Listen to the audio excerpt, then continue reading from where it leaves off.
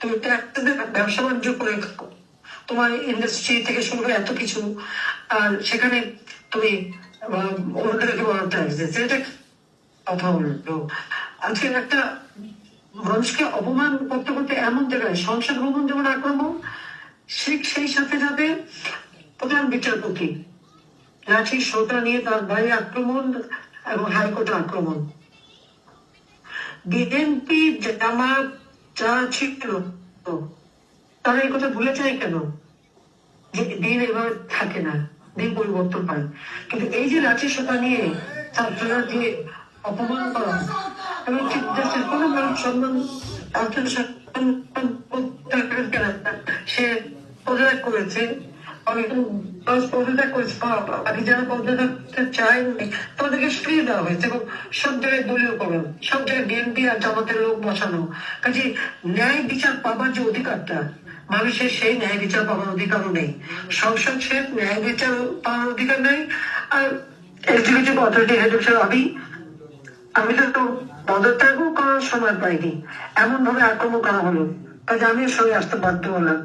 এবং আজকে যে নির্বাচন কমিশন প্রথম আইন করে আমরা নির্বাচন কমিশন গঠন করলাম, সেটা পছন্দ হলো না। হাবিবুল আউয়াল সাহেব তো কোনো রাজনৈতিক দল করতেন না, কিন্তু এখন যাকে বসেছে সে কে, সে কোন দলের সেটা তো সবাই জানা আছে। অর্থাৎ সেখানে এখন দলীয়করণ হলো। মানবাধিকার কমিশন, সেই কমিশনে বাতিল। পাবলিক সার্ভিস কমিশন, তাদের সবাইকে অপমান করে তাড়ানো হলো। প্রত্যেকটা প্রতিষ্ঠানের যারা দায়িত্বরত ছিল তাদেরকে অপমান করা। সচিবরা, তারা তো চাকরি করে, যে সরকার থাকে সরকারি হুকুম মানে, তাদেরকে অপরাধ, তাদের হাতে হ্যান্ডকাপ দেওয়া। আওয়ামী লীগ নেতা ৮০ বছর বয়স, সাবেক মন্ত্রী, এমপি, তাদের হাতে হ্যান্ডকাপ দেওয়া। এবং শুধু তাই নেই, এদেরকে যখন কোর্টে নেয় তখন তার উপরে মারে।